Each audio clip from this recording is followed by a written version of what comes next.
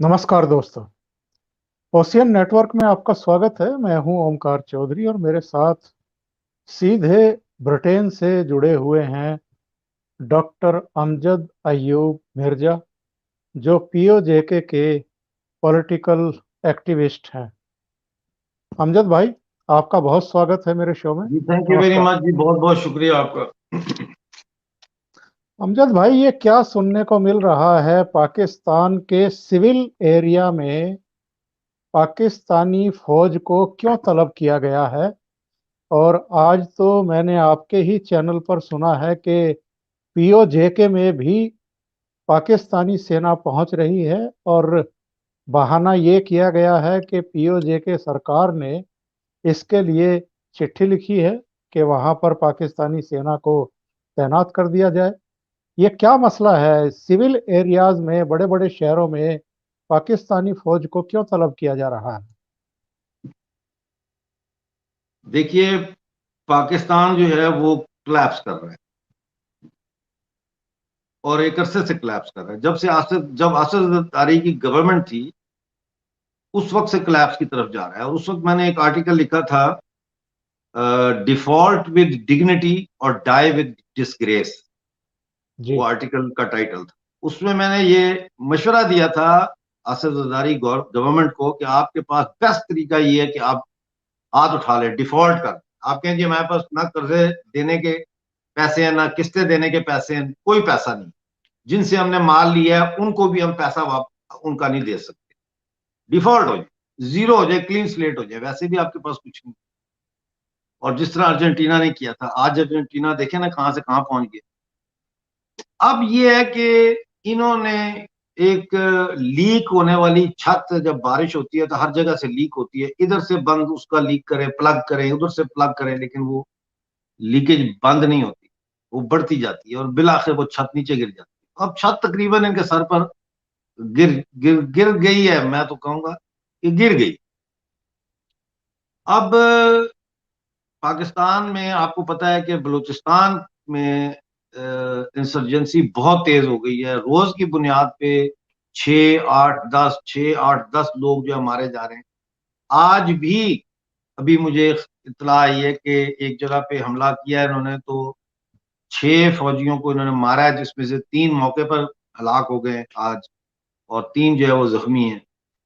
तो इस तरह से एक और जगह पे भी हुआ है हमला, वहां पे 2 पाकिस्तानी फौजी मारे गए। इसी तरह सिंध में सिंधी रेवोल्यूशनरी आर्मी की एक्टिविटीज बहुत ज्यादा तेज हो गई हैं। सिंध में बहुत ज्यादा रेडिकलाइजेशन हो रही है। और इन्होंने 3 दिन पहले वहां पे पठानों का और सिंधियों का तसादम कराने की कोशिश की, फायरिंग हुई, लड़ाई हुई। तो ये हर तरह से कोशिश कर रहे हैं कि जो रेडिकल रेडिकल मूवमेंट से आजादी की तहरीक है उनको कुचला जाए। इसी तरह से खैबर पख्तूनख्वा में हो रहा है।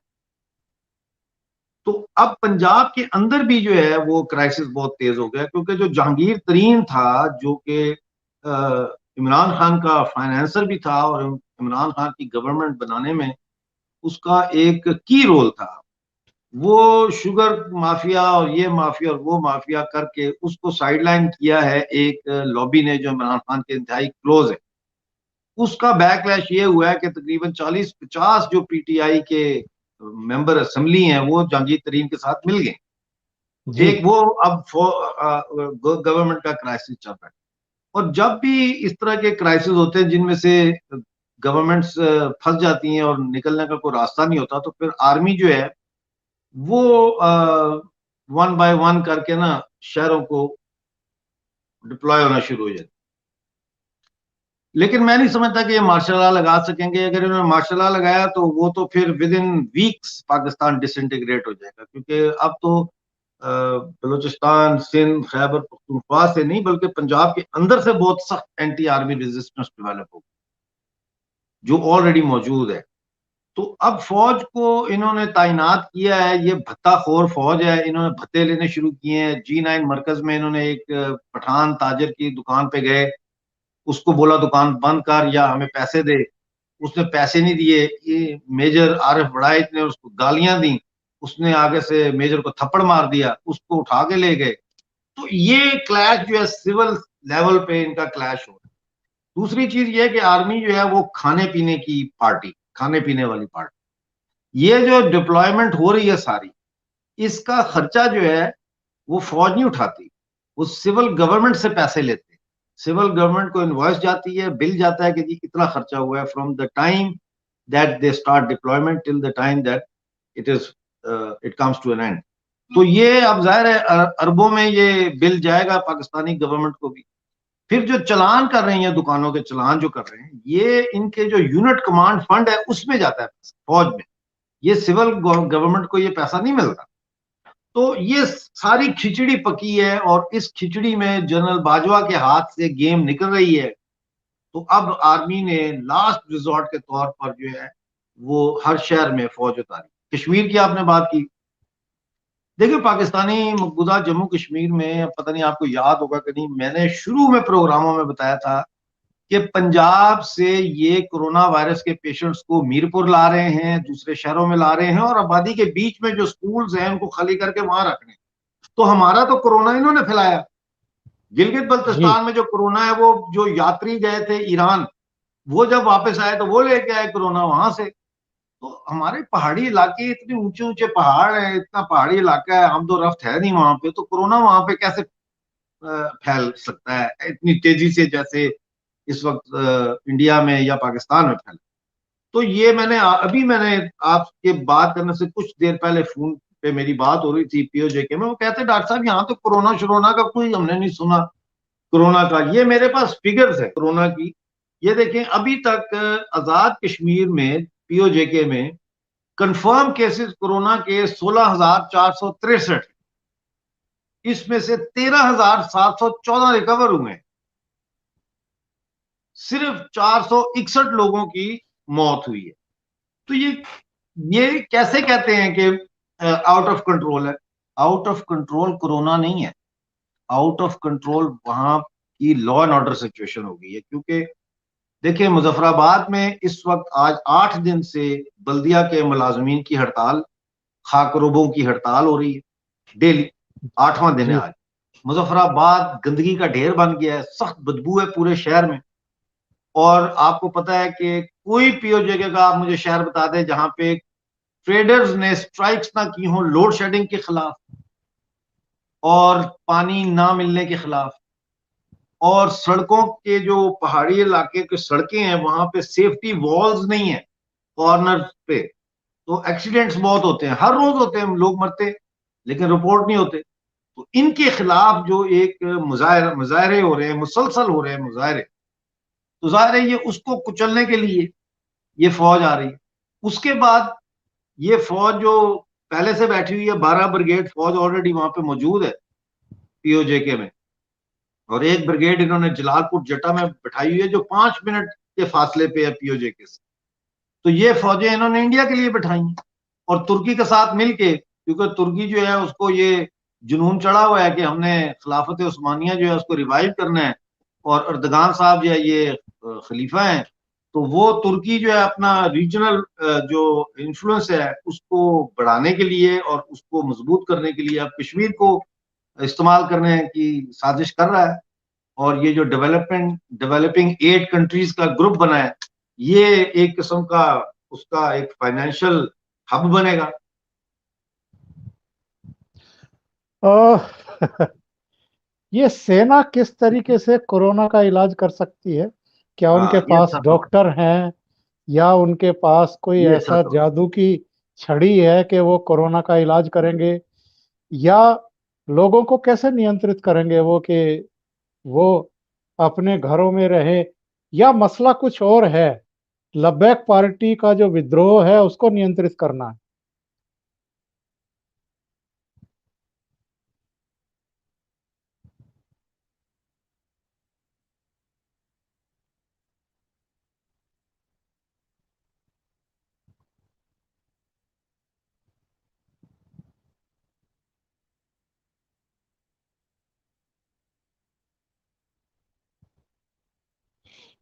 जी, लगता है कि कुछ इंटरनेट की प्रॉब्लम है वहां पर, हालांकि होनी नहीं चाहिए।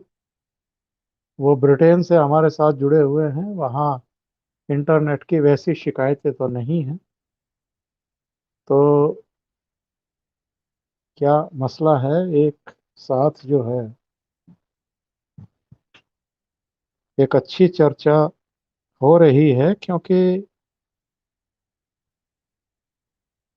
पाकिस्तान के भी लगभग सभी बड़े शहरों में फौज को बुलाया गया है। पिछले कुछ दिनों में ये डेवलपमेंट हुआ है।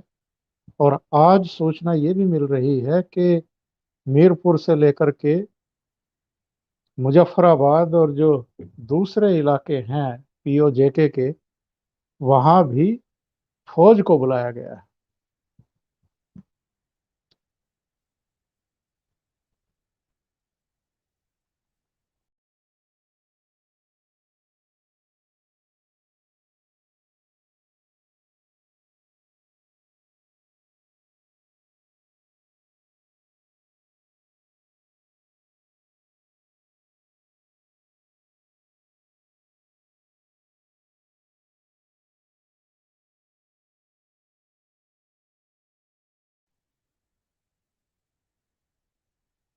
इंतजार करते हैं, अमजद जी, हो सकता है कि दोबारा हम लोगों से जुड़े और हम फिर इस बातचीत को आगे बढ़ाने की कोशिश करते हैं।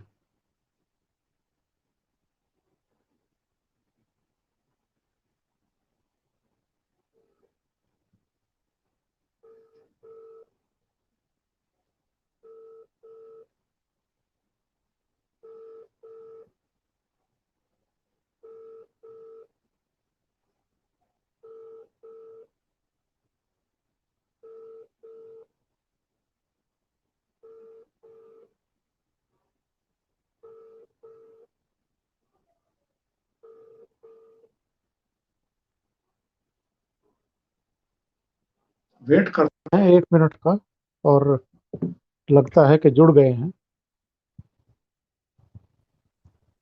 जी माफी जी चाहता हूँ, वो अमजद भाई। इंटरनेट का तो इश्यू हो गया था इंटरनेट का, तो मैंने रीस्टार्ट किया। आपका जी सवाल है वो कि ये फौज क्या कर रही है। देखिए, पहली बात, ये बड़ा अच्छा और इम्पोर्टेंट क्वेश्चन है। देखिए, अगर फौज ने वाकई कोरोना को रोकना है, सबसे पहले तो जितने सीएमएच हैं उनको खोल देना चाहिए पब्लिक के लिए, जो जी कंबाइंड मिलिट्री हॉस्पिटल्स हैं।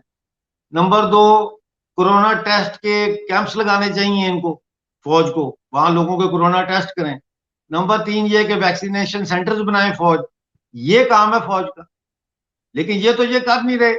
ये तो लोगों को जुर्माने कर रहे हैं, तुमने मास्क नहीं पहना, तुमने दुकान नहीं बंद की। तो फौज का कोई रोल नहीं है कोरोना वायरस के खिलाफ लड़ाई में। ये देखें, पाकिस्तान दुनिया की एक ऐसी रियासत है जो फ्रॉड रियासत है, जो पैसा, हर महकमा वहां का जो है वो इस ताक में होता है कि कोई ऐसा क्राइसिस हो जिसमें पैसा कमाने का चांस मिले। मेरे वतन में, आजाद कश्मीर में, जब जल्जला आया 2005 का, मैं वहीं था। मैं उस वक्त रावलपिंडी में था, मैं गया हुआ था पाकिस्तान। तो लाहौर तक झटके इसके महसूस हुए थे। और उसका जो दुनिया ने जो अंधे अंधाधुंध पैसा भेजा एड में, वो किधर है पैसा। लोग तो आज जी भी जी। बेघर कैंपों में बैठे हैं, तंबुओं में रह रहे हैं। वो पैसा किधर गया जो मकान बनाने के लिए आया था। इन्होंने टीन के मकान बनाए। वो बारिश भी होती है तो ऐसा लगता है जैसे सर के ऊपर हथौड़े पड़ रहे हैं। टीन के इन्होंने बना के शैक्स लोगों को दिए, लेकिन कोई मकान नहीं बनाया। तो ये फौज जो है, ये एक तो पैसा, और दूसरा जाहिर है ये इकोनॉमी को के साथ साथ मुल्क की जो पॉलिटिकल पावर है वो अब हाथ से जा रही है। आज देखें आप कि आज जनरल बाजवा ने 30 यानी कि 30 जर्नलिस्टों को बुलाया और उनके साथ मीटिंग की। मीटिंग क्यों की? मीटिंग इसलिए की कि अबसार आलम जो जर्नलिस्ट थे, उनको गोली लगी है इस्लामाबाद में, किसी ने गोली मारी पेट में उनके। तो उसके बाद जर्नलिस्टों में बहुत गम गुस्सा था, क्योंकि सब जानते हैं किसने मरवाई गोली। उन्होंने ही मरवाई जिन्होंने हामिद मीर को मरवाई थी। जी लिहाजा 30 जर्नलिस्ट, और वो 30 जर्नलिस्ट मैं कहता हूं माजरत के साथ बेगैरत जर्नलिस्ट हैं, जो जाके जनरल बाजवा को मिले हैं। जर्नलिस्ट का क्या काम है जनरल बाजवा से मिलने, अनलेस के जनरल बाजवा को प्रेस कॉन्फ्रेंस कर रहा हो तो उसकी कवरेज वो करे। ये वहां से जी जी। हदायत लेने गए हैं कि क्या रिपोर्ट करना है और क्या रिपोर्ट नहीं करना। और ये अचानक से पाकिस्तानी मीडिया में लब्बैक पार्टी का विरोध प्रदर्शन, उनके बयानात, ये सब क्यों अचानक से सेंसर हो गए हैं? उस तरह की कवरेज क्यों नहीं हो रही है जैसी पहले हो रही थी? क्या प्रदर्शन खत्म हो गए हैं? क्या उनको दबा दिया गया है? मसला क्या है? देखिए, ये जो टीएलपी है, तहरीक लब्बैक पाकिस्तान, इसके जो मुजाहरे हुए, इसमें तो मुझे तो कोई शक नहीं है कि इस इन मुजाहरों को ऑर्केस्ट्रेट जो है वो फौज ने किया। ठीक है। फौज के जो इस वक्त गालबन में, if I am not wrong, 10 core है, मेरा ख्याल है 10 कोर के कमांडर थे। और इस वक्त लाहौर के जो कोर कमांडर हैं, जनरल अब्दुल अजीज, ये सारा खेल उन्होंने खिलवाया, of course with the blessing of general Bajwa, chief of army staff. ये जनरल अब्दुल अजीज का खेल था। खेल हाथ से थोड़ा आगे निकल गया। ये फायरिंग भी जो हुई है, ये जो तहरीक लब्बैक पाकिस्तान के कारकुनों के ऊपर जो गोली चली है, ये भी जनरल अब्दुल अजीज के कहने पर रेंजर्स ने चलाई है। डायरेक्ट ऑर्डर्स दिए हैं उसने रेंजर्स को, और ये उन्होंने, पुलिस ने और रेंजर्स ने फिर उन पर फायरिंग की है। तो इसका मकसद क्या है? इसके दो तीन मकसद हो सकते हैं ना। एक तो ये कि फौज जो है वो इमरान खान को और ज्यादा कमजोर दिखाना चाहती है, फौज और ज्यादा इमरान खान को ब्लैकमेल करना चाहती है। दूसरा ये है कि फौज जो है वो इसको तहरीर जो तालिबान है उनको भी दिखाना चाहती है कि हमारे पास रिजर्व फोर्स मौजूद है भाई, और बड़ी पावरफुल है। लिहाजा अफगान पीस प्रोसेस में तालिबान जो है वो पाकिस्तान के जो गाइडलाइंस हैं उससे इधर उधर ना हो। ठीक है ना, वरना ये तैयार है फौज। दूसरा, तीसरा जो है वो ये है कि वेस्ट को ये दिखाना, देखे ना, ये बड़े चालाक है। यानी ये सारा इधर दिखाने के लिए, वेस्ट को ये दिखाना कि देखो जी, हम तो टेररिज्म के साथ इतना लड़ रहे हैं, हमने तो टीवी पे बैन कर दिया, हमने तो ये उनकी पार्टी बैन कर दी। मेरा सवाल ये है, पीओजे में क्यों नहीं बैन किया? तहरीक बैक पाकिस्तान का जो आजाद कश्मीर का विंग है, वो तो आजाद कश्मीर का जो कश्मीर का इलेक्शन कमीशन है वहां पर रजिस्टर है, उसको वहां क्यों नहीं बैन किया? वहां तो वो कैंपेन कर रहे हैं, वहां तो वो जी। इलेक्शन भी लड़ने की तैयारी कर रहे हैं। तो ये देखिए ना, अब चाकू है। ठीक है, एक चाकू है, चाकू से आप चाहे फल काट लें, उस चाहे सब्जी काट लें, चाहे आप पेंसिल तराश लें, ठीक है ना, चाहे आप किसी को घोंप दें। तो ये जो टेररिस्ट ऑर्गेनाइजेशंस है ये इस तरह है। इनसे जब जहां आपने काम लेना है आप ले सकते हैं। सब्जी काटने का काम लेना है तो ले लें, गोश्त काटने का काम लेना है वो ले लें, पेंसिल तराशने का काम लेना है वो ले लें, किसी को घोंपना है वो ले लें। तो ये हम नहीं कह सकते कि ये जो टेररिस्ट ऑर्गेनाइजेशंस पाकिस्तान आर्मी ने बनाई हैं, ये किसी एक मकसद के लिए बनाई है, यानी कि ये एक ही चीज पे फोकस है, नहीं। ये उस चीज को करेंगे जिसको पाकिस्तान आर्मी इनको डिप्लॉय करेगी, जहां पे जहां इनको ड्यूटी देगी। नहीं, कश्मीर का देंगे तो ये कश्मीर में घुस जाएंगे, अफगानिस्तान की ड्यूटी देंगे वहां घुस जाएंगे, इंटरनल सिक्योरिटी को खराब करना होगा तो ये वहां घुस जाएंगे। और बीच में खबर आ रही थी कि साद हुसैन रिजवी की गिरफ्तारी के खिलाफ जो है वो पुलिस बल में भी और सेना में भी थोड़ा बहुत जो है विद्रोह देखा जा रहा है, नाराजगी देखी जा रही है। ये इसमें कितनी सच्चाई है? इसमें सच्चाई है, इसमें सच्चाई है। सवाल ये है कि ये क्यों हुआ, ऐसा क्यों है? देखिए, ये जो मजहबी जुनूनियत होती है ना, एक्सट्रीमिज्म, ये जो सोसाइटी की पसमानदा लेयर्स होती है ना, backward layers of society, backward conscious रखने वाली लेयर्स जो सोसाइटी की होती हैं, ये उनमें इनकी जड़ें उगती हैं और वो जड़ें पकड़ती भी हैं। अब फौज के जो सिपाही हैं उनको जब ट्रेनिंग ही ये दी जाती है कि तुम इस्लाम के सिपाही हो, फौज के सिपाही को ट्रेनिंग में जब ट्रेनिंग ही ये दी जाती है तुम इस्लाम के सिपाही हो, और हजरत मोहम्मद सल्लल्लाहु अलैहि वसल्लम जो है उनकी नामूस यानी कि रिस्पेक्ट की तुमने हिफाजत करनी है, और कुरान जो है वो हमारी किताब है गाइडलाइन वाली। उसके बाद आप जो तहरीक लब्बैक है, जो रसूल के नाम पर बनी है, कि आपको याद होगा कादरी साहब थे एक, उन्होंने जो बॉडीगार्ड थे गवर्नर पंजाब के, सलमान जी हाँ, जी हाँ। तासीर के, उन्होंने सलमान तासीर को गोली मार दी कि इसने तौहीन रसालत की है, क्योंकि उस गवर्नर ने किसी बेचारी क्रिश्चियन औरत आसिया बीबी के लिए अपील की थी कि भाई ये इसको हमदर्दी है मुझे इससे, और वो जेल में भी मिले उसको जाके। वहां से ये तहरीक लबैक बनी जब उसको फांसी हुई। तो फौज के अंदर जो आपने देखी होंगी वीडियोस, अब तो हर जगह सोशल मीडिया पे मौजूद है, जहां पे वो सिंगल कैबिन गाड़ी के ऊपर एलएमजी पकड़ के चल जा रहा है प्रोसेशन में, और ऐसे ऐसे करके कर रहा था, लब्बैक लब्बैक के नारे लगा रहे हैं। तो ये आम देख फौज में ज्यादा देखने में आया है ये। लेकिन कुछ ऐसे भी इंसिडेंट्स हुए हैं जहां पे पुलिस ने अपनी जान बचाने के लिए ये नारे लगाए हैं वहां पब्लिक, उन मुजाहिरों के प्रोटेस्ट, ताकि क्योंकि इनकी पिटाई बहुत हुई है। पुलिस की पिटाई तो हुई है, फौज की नहीं हुई। तो पुलिस की पिटाई किसने करवाई है? फौज ने करवाई है।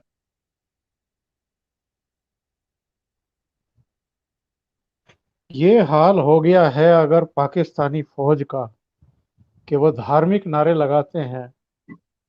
और लब्बैक का मतलब तो मेरे विचार से यही है कि हम अ, क्या कि हम तो रसूल के आगे पूरी तरीके से अपने को समर्पित कर रहे हैं। और तो वो पाकिस्तान देश के प्रति समर्पित है या धार्मिक तौर पर अपने आप को रसूल के प्रति समर्पित करने की घोषणाएं कर रहे हैं। ऐसी सेना क्या किसी राष्ट्र के लिए उतनी मुफीद हो सकती है, उतनी समर्पित हो सकती है? और ये कितना बड़ा खतरा है। देखिए, लब्बैक का मतलब है ओ अल्लाह आई एम हेयर, मतलब है कि या अल्लाह या रसूल, मैं तेरे लिए हाजिर हूं। हाँ, मतलब वही समर्पित, हिंदी का शब्द वही है। ठीक है ना? हाँ। हम्म। तो आपका सवाल क्या था, जरा दोबारा प्लीज दोहरा दें अगर मैं ये पुराना। पूछ रहा हूं कि ये जो धार्मिक रंग में अगर हमारे सुरक्षा बल, हमारे डिफेंस के जितने ये आपके पुलिस वाले हैं, सेना है, ये सब अगर धार्मिक तौर पर इस तरीके से अंधा अनुकरण करेंगे तो ये देश के लिए मुफीद है, देश के लिए अच्छी बात है या बुरी बात है? देश को तो मैं मानता ही नहीं हूं कि पाकिस्तान कोई देश है साला, को माफ कीजिएगा। ये हमारे खिते के लिए खतरनाक है। इसीलिए मैं बार बार कह रहा हूं, और अब तो मैं खुल के कहता हूं कि अब वक्त आ गया है जब भारत अफगानिस्तान को मिलके, और इवन ईरान को भी सोचना चाहिए, मिलके इसको अब इसका तिया पांचा कर देना चाहिए पाकिस्तान का, एज अ रियासत, एज अ स्टेट। बलूचिस्तान आजाद होना चाहिए। बलूचिस्तान आजाद होगा इस वक्त तो बिल्कुल सेकुलर स्टेट बनेगी, उनका कोई मजहब से लेना देना नहीं होगा। इसी तरह से सिंध में जब आजादी आएगी तो सिंध भी इस्लामिक स्टेट नहीं होगा, पीपल्स रिपब्लिक होगा। वहां बहुत सेकुलर है, उनकी ट्रेडिशंस बड़ी सेकुलर है सिंधियों। इसी तरह के खैबर पख्तूनख्वा वाले जो हैं वो भी अब इस्लाम से, जो जंगी इस्लाम है, उससे तंग आ चुके हैं, लिहाजा वो भी तालिबान की तरफ नहीं जाएंगे। उन्होंने तो तालिबान की वजह से बड़ा नुकसान उठाया। अगर खैबर पख्तूनख्वा का सूबा, ड्यूरेड लाइन तो अंग्रेजों ने बनाई थी, उसको मिटा दें तो ये अफगानिस्तान का हिस्सा है। और अगर अफगानिस्तान का हिस्सा बन जाता है ये, तो फिर अफगानिस्तान में अशरफ गनी की हुकूमत भी स्ट्रांग हो जाएगी, क्योंकि जी। इस तरफ से जो खतरात हैं वो खत्म हो जाएंगे। और तालिबान के लिए जो बेस एरिया है जिसको वो यूज करते हैं रिट्रीट करने के लिए भी और ट्रेनिंग के लिए भी, वो पाकिस्तान का खैबर पख्तूनख्वा है। तो वो बेस खत्म हो जाएगी, तो ये सारा झंझट खत्म हो जाता है।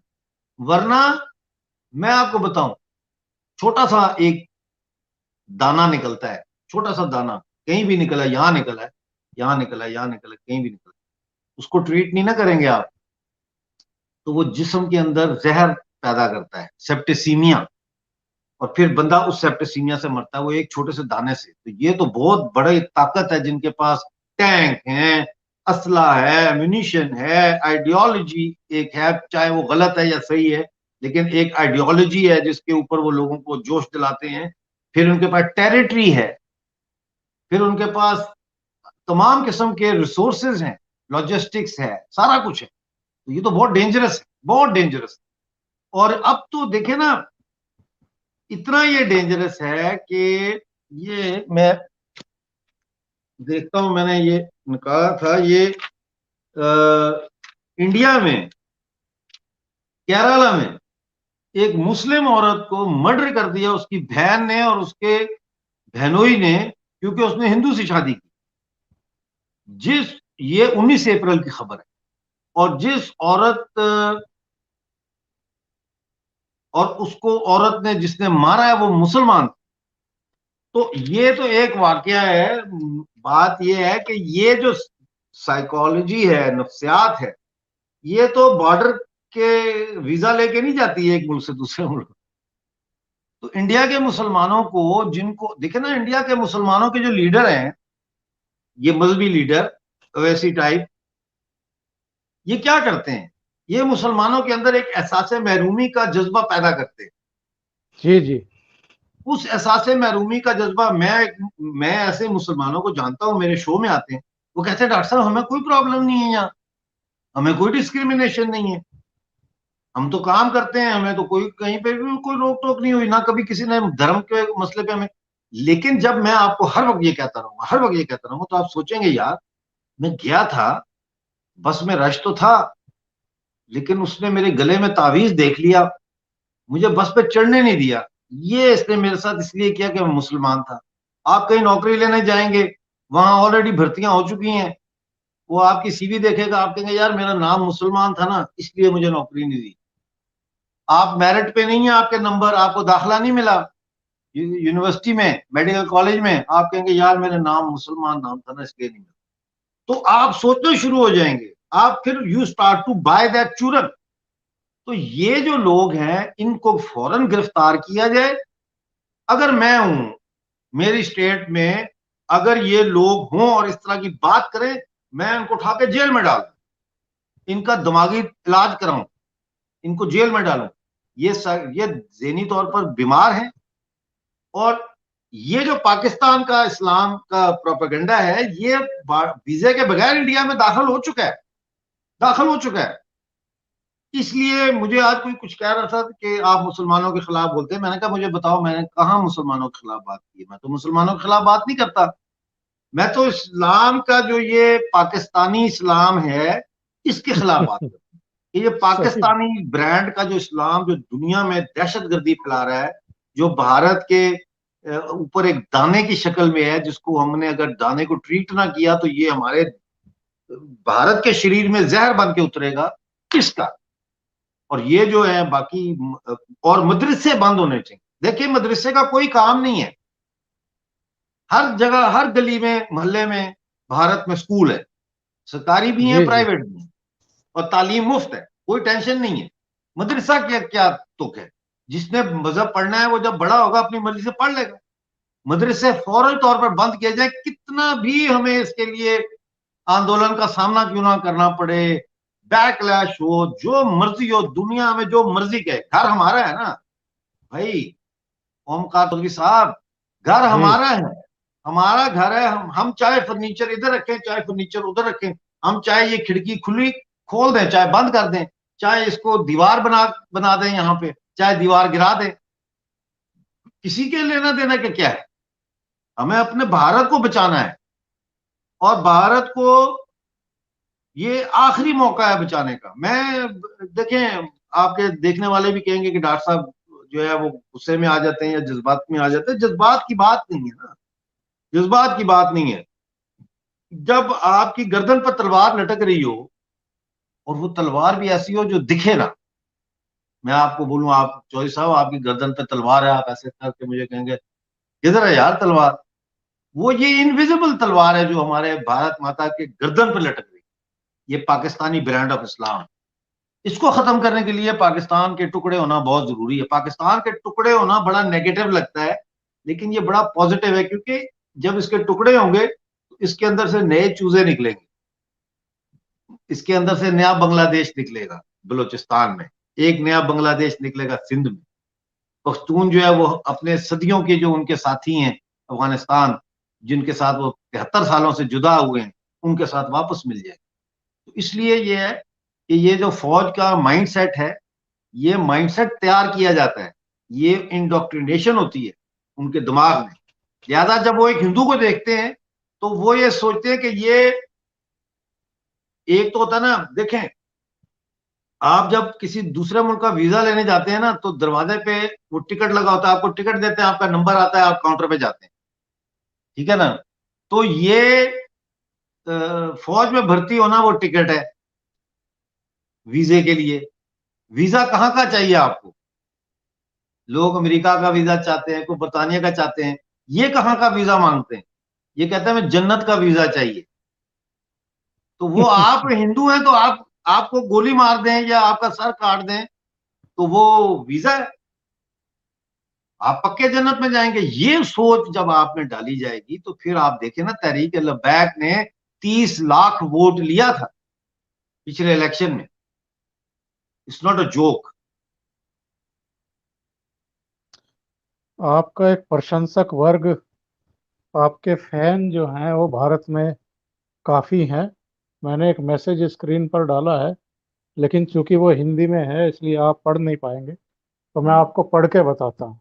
जी जी। और इन्होंने ये मैसेज कई बार किया, तो अमित मैंने मिश्रा। सोचा कि चलो ले ही लेते हैं। जी जी। इन्होंने लिखा है कि ओमकार साहब, यदि संभव हो कृपया मिर्जा साहब से पूछें कि यदि ऐसी स्थिति बनती है कि उन्हें भारत सरकार पीओजेके से राज्यसभा का सदस्य नामित करती है तो वे स्वीकार करेंगे।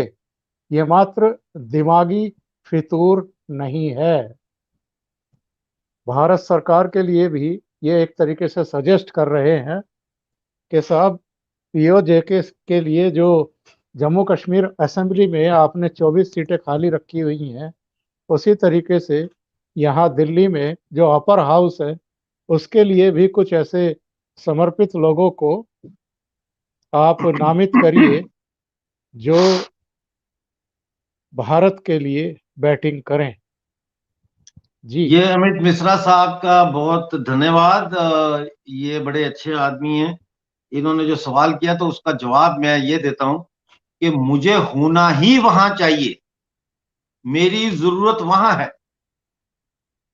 कसम खा के कहता हूं, मुझे जिंदगी में, शायद जवानी में कभी हुआ होगा कि हम मिनिस्टर हों, हम एमपीए हों, एमएनए हो, वो तो यंग स्टूडेंट लाइफ की पॉलिटिक्स में तो ये चीजें चलती हैं, लेकिन अब मैच्योर जिंदगी में मुझे बिल्कुल ये इच्छा नहीं है कि मैं, मेरी गाड़ी पे झंडा हो, मैं किसी मंत्री हूं या मैं किसी जगह पे हूं, मेंबर ऑफ पार्लियामेंट हूं। लेकिन आज की तारीख में मैं समझता हूं कि जिस तरह का मैं हूं, मेरी सोच है, मेरी बोलने की ताकत है, मेरे तज्जिया जो एनालिसिस की क्लैरिटी है मेरी, आज मुझे उस मंच पे होना चाहिए जिसका अमित जी ने कहा है।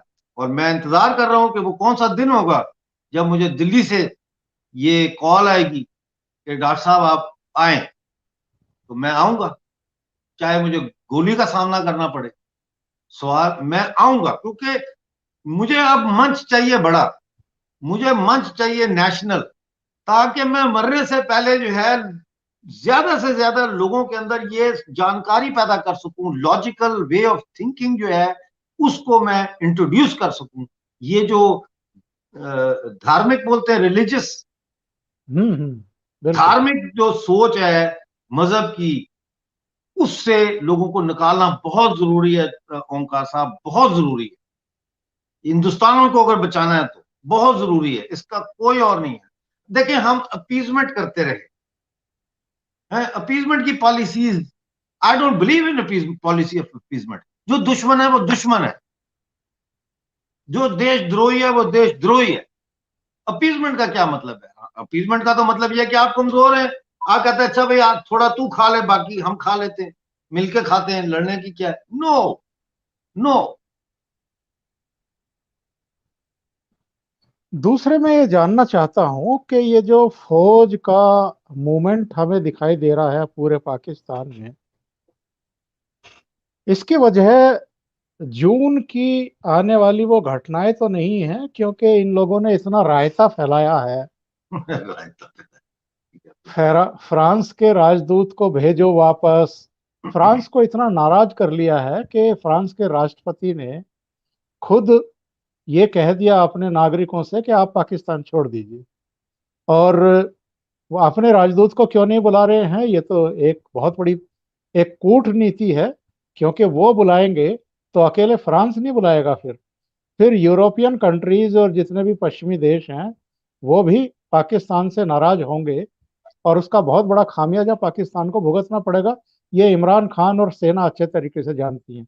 उनको पता है कि जून में पेरिस में ही एफएटीएफ की बैठक भी होनी है, हम्म। जिसमें इनका आगे का मुस्तकबिल तय होना है। अभी फिर तो ग्रे लिस्ट में है, ब्लैक लिस्ट में भी जा सकते हैं, और शायद इसीलिए लब्बैक पार्टी को इन्होंने आतंकवादी संगठन घोषित करके उसे प्रतिबंधित करने का बड़ा खतरा भी उठाया है। आप क्या मानते हैं? वो तो मैंने पहले कह दिया ना कि इन्होंने उसको बैन करके वेस्ट को ये भी दिखाया कि जी देखो हमें आतंक का बड़ा खतरा है, लेकिन हमने इनको बैन कर दिया, इनका लीडर जेल में है, ये है वो है, ताकि वो फ्रांस में जो एफएटीएफ की जून में मीटिंग होनी है उसके अंदर ये अपने। लेकिन आप क्या समझते हैं कि ये बेवकूफ है? ये वेस्ट वाले बेवकूफ है। यानी कि जिन्होंने पूरी दुनिया को चलाया हुआ है और चला रहे हैं यहां से बैठ के, वो ये छोटी छोटी ये स्कूल बॉय चलाकियां हैं, ये स्कूल बॉय चलाकियां हैं। ये नहीं चलेंगी, ये नहीं चलेंगी। और बाजवा बिल्कुल खिलाफ है फ्रांस के एम्बेसडर को वापस भेजने के, वो खिलाफ है इसके। लेकिन इन्होंने प्रेशर डाला है फ्रांस पे। ये तो उस वक्त से प्रेशर डाल रहे हैं जब से राफेल इंडिया ने लिया। ये अगर आपको याद जी। हो फ्रेंच एम्बेसडर का, ये उस वक्त चर्चा शुरू हुई जब ये राफेल जहाज लिए फ्रांस को ब्लैकमेल करने के लिए। तो मैंने आपको पहले ही अर्ज किया ना कि एक छत है उसमें लीकेज हो रही है, किसी जगह एफएटीएफ की लीकेज है, किसी जगह इमरान खान गवर्नमेंट के वीक होने की लीकेज है, किसी जगह पाकिस्तान के अंदर चलने वाली आजादी की तहरीकों की लीकेज है। तो हर लीकेज के लिए इन्होंने ये एक मसाला तैयार किया ना, एक मसाला होता है ना, ये टीएलपी एक मसाला है, जहां लीकेज है वहां लगा दो। कोई अगर इमरान खान गड़बड़ कर रहा है उस पर लगा दो, आजादी की तहरीकें कर रही हैं उधर लगा दो, कोई और कर रहा है उधर लगा दो। ये इन देखिए ना, फौज अगर डायरेक्ट तो फौज नहीं कर सकती ना, तो उन्होंने अपनी एक्सिलरी फोर्स बनाई है, उनके एक्सटेंडेड आर्म्स हैं। सही कह रहे हैं आप। बहुत बहुत धन्यवाद मिर्जा साहब, आप थैंक यू। जुड़े और आपने इतना समय दिया और कई मुद्दों पर आपने चर्चा की। बहुत बहुत शुक्रिया। थैंक यू बहुत सो बहुत मच। शुक्रिया, नमस्ते, जय नमस्कार। हिंद, धन्यवाद। Thank you so much. You